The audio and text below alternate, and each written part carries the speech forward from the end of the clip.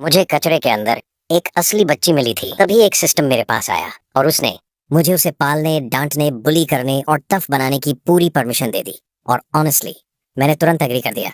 लेकिन बात इतनी सिंपल नहीं थी। सच बताऊं, मुझे बच्चों से सबसे ज्यादा नफरत थी। 16 साल बाद मैं उसे स्कूल गेट पर उसके असली फैमिली के साथ मिला। मैं दोनों हाथों में स्टार्चेस पकड़े एक आदमी के हाथ पर पैर रख रहा था। उसके पेरेंट्स लग्जरी कार में आए थे। 1 साल से लेकर 16 साल तक के गिफ्ट्स लेकर उस आदमी ने मेरी तरफ देखा। इन सालों की मेहनत के लिए थैंक यू, मेरी फेक बेटी रोते हुए बोली। सिस्टर, मुझे मत भगा देना। असली बेटी ने उन्हें अजीब नजर से देखा और फिर सीधा मेरी तरफ भागी। उसने स्टार्च का एक टुकड़ा उठाया। डैड, आप ये फिर खाओ। जब मैंने उसे डंपस्टर से उठाया था, वो बस 1 महीने की थी, बहुत कमजोर। उसकी रोने की आवाज भी बिल्ली के बच्चे जैसी हल्की थी। लेकिन जैसे ही मैंने उसे उठाया, वो चुप हो गई। उसकी गोल गोल आंखें मुझे देख रही थीं, कान हल्के मुड़े हुए। मैंने भौहें सिकोड़ ली। ये मत सोच कि मैं कंफ्यूज हो जाऊंगा। मैंने तुझे सिर्फ पैसे के लिए पाला है। सिस्टम भी थोड़ा स्पीचलेस हो गया। तो फिर उसका गाल क्यों दबाया? अरे क्या कर रहा हूं मैं? मैंने कंधे उचका दिए। डैम इट, मैं तो बस बेविच्ड हो गया था। लेकिन जल्दी ही मैंने खुद को संभाल लिया और अपने विशियस चाइल्ड रेजिंग प्लान पर वापस आ गया। मैंने उसके लिए सबसे सस्ता मिल्क पाउडर खरीदा, लेकिन उसे पसंद ही नहीं आया। नाक सिकुड़ी हुई, आंखों में शिकायत। कितनी पिकी थी वो, पी ही नहीं रही थी। लेकिन फिर उसने अपना छोटा सा हाथ बढ़ाया, मेरी उंगली पकड़ ली और धीरे से हिलाने लगी। अगले ही दिन मैंने एक और पार्ट टाइम जॉब ले ली और उसके लिए बेहतर मिल्क पाउडर खरीदा। ये सही है ना? अगर वो ग्रो ही नहीं करेगी तो मैं उससे पैसे कैसे कमाऊंगा? रात को जब मैं सोता था, वो बहुत शांत रहती थी। इतना कि मैं हर मिनट जाकर उसकी सांस चेक करता, इंटरनेट पर सर्च करता, जो बच्चा रोता नहीं वो नॉर्मल है या नहीं। छठी बार चेक करते करते मैंने उसे जगा दिया। क्या कर रही हो? बस कंफर्म कर रहा था कि तू मरी तो नहीं। जब वो 3 साल की हुई, तब लगा अब मेरा असली विशेष नेचर दिखाने का टाइम आ गया है। आज से मैं इसके गोल मटोल गाल दबाऊंगा। डेविल फेज शुरू हो चुका था। उसके शू लेसेस भी छीन लिए, लेकिन शायद जीन्स स्ट्रांग थे। जेन केंजन बहुत स्मार्ट थी। जल्दी ही उसने खुद जूते बांधना, खुद सोना, खुद खाना, यहाँ तक कि अपने सॉक्स धोना भी सीख लिया। ये कैसा अब्यूज है? तुम्हें समझ नहीं आएगा। मेरा प्लान अभी शुरू हुआ है। अब मैं उसे फ्लोर साफ करना, खाना बनाना, गंदे काम करना सिखाऊंगा। उसे अपना स्लेव बना दूंगा। यही सही डायरेक्शन है। लेकिन जो मैंने एक्सपेक्ट नहीं किया वो ये कि जेन केंजन हर बात मानती थी। कुछ भी कहो कर देती। पर मैं, उसका स्ट्रिक्टेस्ट फादर, उसे एक भी गलती की इजाजत नहीं देता था। एक दिन जब उसने मॉप गिरा दिया, मैंने उसे पकड़कर जोर से डांटा।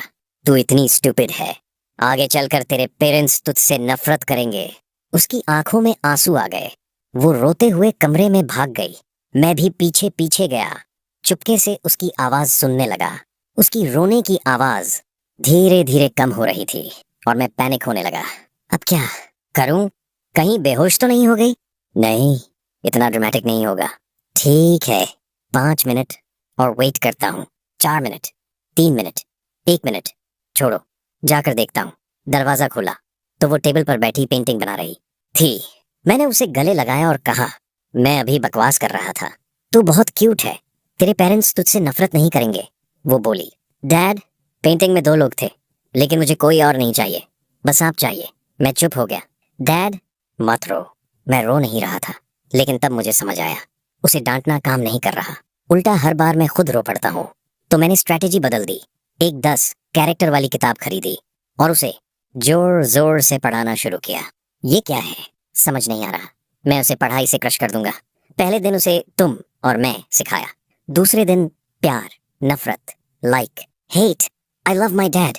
तीसरे दिन वो एक्साइटमेंट में पागल हो गई। मेरे पीछे भागते हुए बोली, आई लव माई डैड। मैं फ्रस्ट्रेट हो गया। डैम इट, ये तो काम ही नहीं कर रहा। प्राइमरी स्कूल से पहले मैं उसे अकाउंट बनवाने ले गया। तभी रियलाइज हुआ मैंने उसका नाम ही नहीं रखा। हमेशा छोटू बुलाता रहा। ये क्रिटिकल मोमेंट था। ऐसा नाम देना था जो वो कभी भूल ना पाए, जिससे वो स्ट्रगल करे। मैंने सोचा शाउडी नाम अच्छा रहेगा। पूरी रात सोचा। अगले दिन कॉन्फिडेंटली सिस्टम से क्रेडिट मांगा। मैंने उसे ऐसा नाम दिया जो उसे पसंद नहीं आएगा। सिस्टम खुश हो गया। आखिर समझ ही गए। अब तुम्हारा नाम होगा लू ज्यू। मैं हंसने लगा। छोटू को बारिश पसंद नहीं, इसलिए ज्यू बुलाया। वो जरूर नाराज होगी, लेकिन डैड, थैंक यू, आपने मुझे अपना सरनेम दिया। ए, ये तो उल्टा हो गया। स्कूल जाने के बाद मैंने उसे कहा, अच्छे से पढ़ाई करना। धीरे धीरे लूजियो का बिहेवियर काम हो गया। उसने रोज मुझे डैड कहना बंद कर दिया। घर आते ही हाउसवर्क और होमवर्क करने लगती। सोने से पहले मेरा बेड भी लगा देती। देखो, हमने बहुत कुछ खो दिया। मतलब प्लान सही डायरेक्शन में जा रहा है, लेकिन फिर भी मैं चुपके से उसके कमरे में जाकर देखता कि वो क्या कर रही है। एक दिन स्कूल के बाद वो 2 सॉसेजेस लेकर आई। पैसे कहाँ से आए? डैड, आपने ही तो मेरे बैग में सीक्रेटली रखे थे, शायद गलती से रख दिए होंगे। फिर वो बोली, पर डैड, आपने कल भी रखे थे, पिछले हफ्ते भी, पिछले महीने भी, और ये सब जंक फूड है। किसने कहा खाने को? उसकी आंखों के सामने मैंने सारे सॉसेजेस खा लिए। 2 घंटे बाद मैं अपना खुद का सॉसेज लेकर उसके कमरे में गया। लूजियो कुछ नहीं बोली। उसकी आंखें बस चमक रही थीं। उसने चुपचाप सॉसेज खा लिया। तुम क्या समझती हो? मैंने कैजुअली कहा। बस, मैंने तुमसे पॉइजन टेस्ट करवाया और सेटिस्फाइड होकर वहां से निकल गया। लूजियो बहुत स्मार्ट थी, लगभग हर बार फुल मार्क्स लाती, लेकिन तीसरी क्लास के फाइनल एग्जाम में इंग्लिश में 98 आए। इतनी केयरलेस क्यों हो? वो 2 मार्क्स कहाँ गए? सॉरी डैड, अगली बार ध्यान रखूंगी। उसने झुककर अपोलोजाइज किया और चुपचाप कमरे में चली गई। नाइस मूव, सिस्टम बोला। लेकिन तभी मुझे याद आया, वो पीठ घुमाकर साइलेंटली रो रही थी। हे भगवान, मैंने क्या कर दिया? तुमने कुछ नहीं किया। कुछ देर बाद लूजियो किचन में खाना बनाने आई। उसने मुझे कोने में रोते देखा। मैं तुरंत उठ गया, चेहरा पोंछ लिया। डैड, आप फिर रो रहे थे? नहीं, बस ऑयल स्मोक से। डैड, अगली बार फुल मार्क्स लाऊंगी। तुम क्या जानती हो? मुझे पता है। डैड मुझे बहुत प्यार करते हैं। मैंने उसके कंधे पकड़ लिए। सिस्टम बोला, अब इसे एजुकेट करोगे?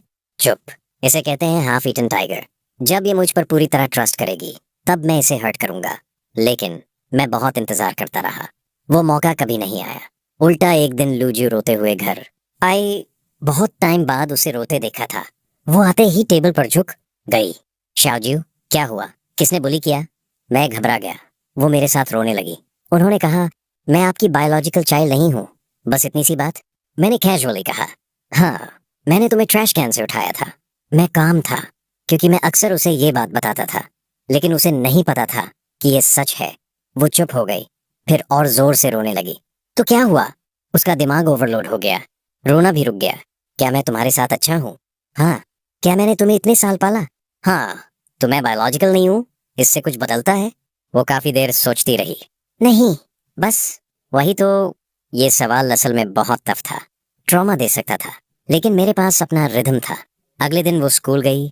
वही लड़के फिर उसे चढ़ाने लगे। तुम तो उठाई हुई हो। लू जू ने पलट कर कहा, तो क्या हुआ? लू शाओहाओ, तुम्हारे कपड़े गंदे हैं। तुम्हारे पेरेंट्स तुम्हें कपड़े धोना भी नहीं सिखाते। Clearly they don't love you. जो डाबाओ, तुम हमेशा फर्स्ट आते हो, फिर भी तुम्हारे पेरेंट्स को फर्क नहीं पड़ता। They don't expect anything from you. सॉन्ग याओजू, तुम रोज जंक फूड खाते हो, कोई रोकता नहीं। मतलब उन्हें तुम्हारी हेल्थ की भी परवाह नहीं। तीनों लड़के शर्म से लाल हो गए। फिर भी तुम उठाई हुई हो। मेरा डैड मुझसे प्यार करता है, मुझे किस बात का डर? ऐसे ही हमारी जिंदगी चलती रही। वो टॉप करती रही और सिटी के बेस्ट जूनियर हाई स्कूल में पहुंच गई। मैंने उसे नए घर में शिफ्ट कराया। उसे पता था रेंट बहुत हाई है, तो उसने खुद पार्ट टाइम ट्यूटरिंग करने की बात की। मैं घबरा गया। नहीं, बिल्कुल नहीं। अगर पढ़ाई खराब हुई और तुम अच्छे यूनिवर्सिटी में नहीं गई, तो पैसे कैसे कमाओगी और मुझे कैसे सपोर्ट करोगी? बात लॉजिकल थी। मैंने खुद को रोक लिया। डर था वो सच में पढ़ाई छोड़कर काम न करने लगे। मैं अभी कुछ साल और खुद को सपोर्ट कर सकता हूँ। लॉन्ग टर्म प्लान है ये। लूजी मुस्कुराई। Thank you dad. मैंने एक नया स्कूल बैग निकालकर उसकी तरफ फेंका। रास्ते में मिला। डैड, पुराना वाला भी चल जाएगा। जैसा करना है करो, इतनी बात क्यों करती हो? वो मुस्कुराकर बैग ले गई। स्कूल जाने से पहले बोली, डैड, मुझे स्टार्च सॉसेज खाना है। ठीक है। उसी रात मैं जल्दी स्टार्च सॉसेज लेकर स्कूल गेट पर उसका इंतजार करने लगा। तभी एक लग्जरी कार आकर रुकी। सब पेरेंट्स की नजर उधर चली गई। उसमें से 4 लोग उतरे। एक वेल ड्रेस्ड कपल, पूरे ज्वेलरी में, और उनके साथ 2 बच्चे, शायद सिबलिंग्स। छोटी लड़की अपने भाई को कसकर पकड़े हुए थी, नर्वस, लेकिन भाई काम था, जैसे उसे हमारे जैसे लोगों के साथ खड़े होने में कोई प्रॉब्लम नहीं। तभी सिस्टम अचानक एक्टिवेट हुआ। मैं फ्रीज हो गया।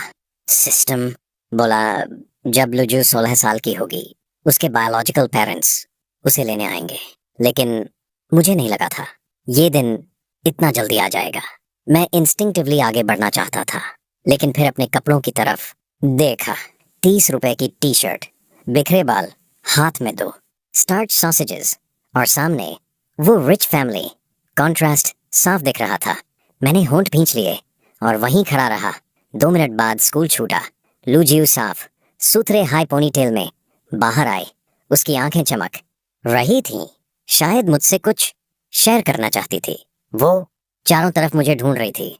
उसे पता था मैं उसे लेने आऊंगा, लेकिन मैं भीड़ में छिप गया उससे पहले कि वो मुझे ढूंढ पाती। शू फैमिली ने उसे ढूंढ लिया। उन्होंने पहले से इन्वेस्टिगेशन कर रखी थी। मिसेस शू सबसे पहले आगे आई, आंखों में आंसू। एन एन क्या तुम हो? सॉरी आंटी, आपने गलत पहचाना। मिस्टर शू आगे आए। मैं शू जाइमिंग हूँ। शू ग्रुप से। तुम्हारा नाम शू अनान है। तुम हमारी बेटी हो। हम तुम्हें लेने आए हैं। आसपास के लोग देखने लगे। लूजियो ने ऑकवर्ड होकर साइड लिया। ये कोई स्ट्रीट शो है क्या? मुझे घर जाकर डैड के लिए खाना बनाना है। किसी और को ढूंढिए। मिसेस शू रो पड़ी। मेरी बेटी, कैसी मुश्किल जिंदगी। ये सुनते ही लूजियो का चेहरा बदल गया। वो अपसेट हो गई।